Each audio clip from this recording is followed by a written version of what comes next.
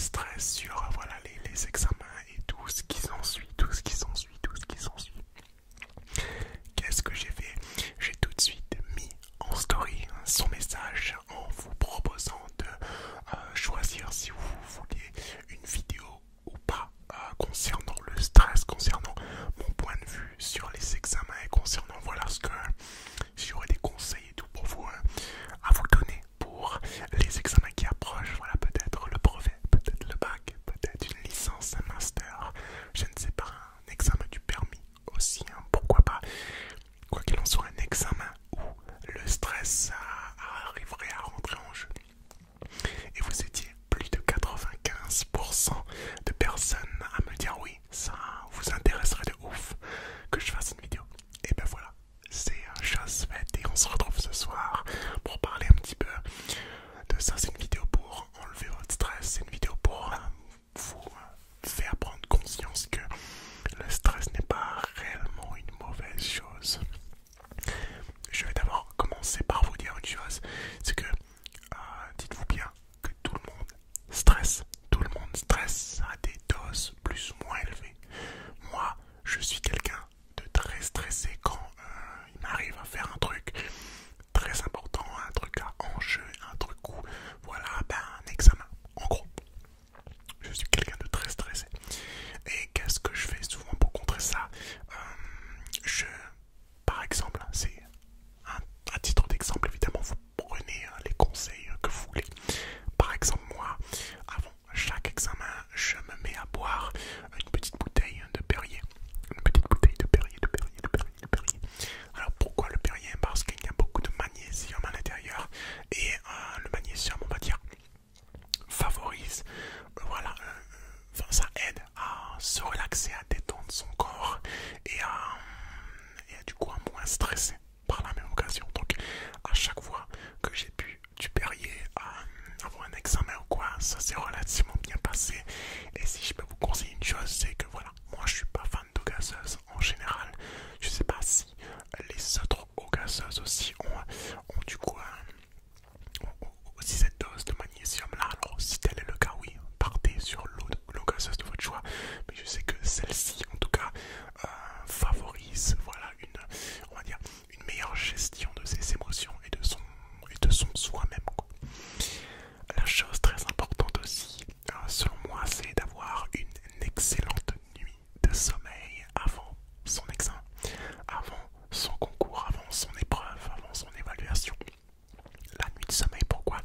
Parce que ça va vous permettre de régénérer votre cerveau. Ça va également vous permettre aussi de mieux réfléchir plus activement, plus efficacement sur des consignes qui vous sont données, sur des petites choses voilà, qui paraissent pourquoi pas anodines, mais quelquefois vous savez, les trous de mémoire. Les trous de mémoire, ça arrive. Et je dirais qu'une bonne nuit de sommeil favorise l'absence de trous de mémoire, donc favorise une meilleure réflexion et met tout en œuvre à l'intérieur de la tête pour que tout se passe bien. Donc une bonne nuit de sommeil, un petit peu d'eau gazeuse. Et si je pourrais vous donner encore un petit conseil, c'est tout simplement de vous dire que le stress c'est normal. Voilà, c'est la chose la plus normale qui soit. L'être humain l'être humain comme les animaux, en général les êtres vivants, ont cette faculté-là de stresser quand il y a un danger éventuel qui s'approche. Voilà, on a eu cette habitude-là de stresser pour prévenir le corps que voilà, on est en danger parce que potentiellement on ne sait pas ce qui va nous arriver. Ne pas savoir ce qui va nous arriver, c'est ce qu'on appelle l'inconnu. L'être humain, les animaux, tout ce que vous voulez, l'être vivant a peur de l'inconnu. On a peur de ce qu'on ne sait pas. Quelquefois, dans les évaluations, vous savez ce qui va peut-être tomber, vous savez sur quoi vous allez être jugé la plupart du temps, en général. Donc, dites-vous bien que dans le cas potentiel, vous savez qu'est-ce que vous devez faire. Relaxez-vous. Vous savez ce qui va se passer. Donc, prenez du recul sur l'événement et dites-vous une chose, c'est que, voilà, vous savez ce qui va se passer. Ce n'est pas quelque chose d'inconnu. Oui, je vais passer le bac, oui, je vais passer le brevet. Il va y avoir une épreuve de mathématiques, il va y avoir une épreuve de français. On a vu ça en cours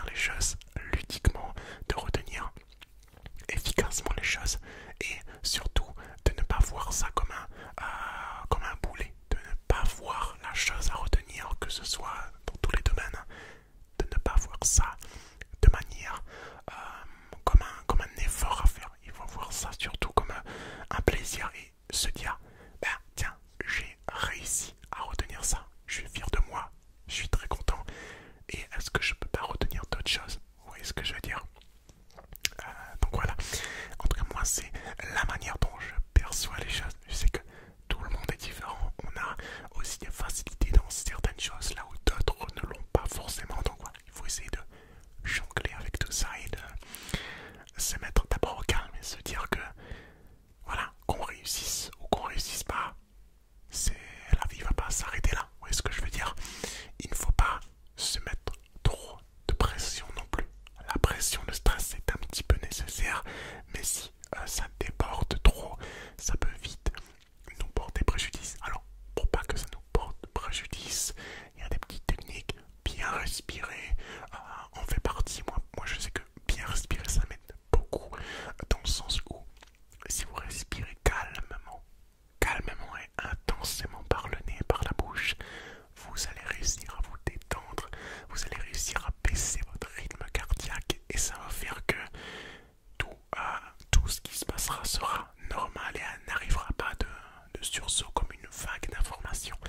C'est très important la respiration. C'est pourquoi j'aimerais vous conseiller donc la veille ou les jours qui précèdent votre examen ou votre sujet de stress, le jour qui précède ou les jours qui précèdent, essayez d'avoir une petite routine que vous mettez en place. Essayez de commencer peut-être à respirer 3 à 7 fois sur votre lit avant de réellement vous allonger. Essayez de, quand vous êtes sur votre lit, penser à des choses qui vous rendront bien. Ne pas voir le mal partout. Quand vous êtes dans votre lit, en fait le soir, ce qui va être très important, c'est de prendre ce qui est bon pour vous.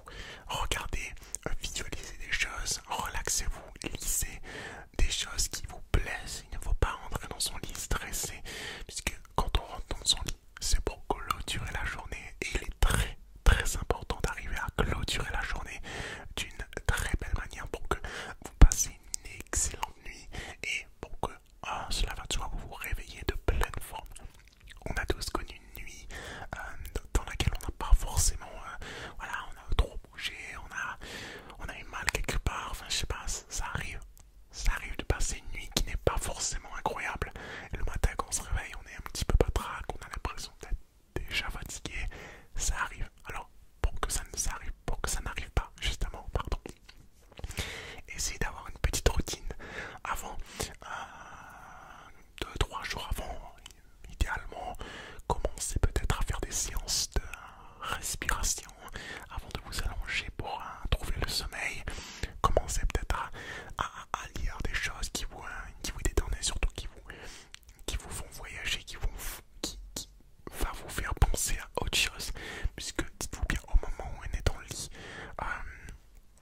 le plus important, ça ne sera pas de réviser. Commencez par aller réviser dans le lit, même si voilà, a priori, de ce que la science dit, on serait plus apte à retenir des choses lorsqu'on est fatigué. Mais en tout cas pour moi, l'essentiel c'est d'être bien dans son corps. Pour être bien dans son corps, quand vous êtes au lit, pour moi, vous deviez voilà, penser à des choses qui vous rendent bien. En tout cas, c'est comme ça que j'ai fonctionné moi durant toute ma scolarité.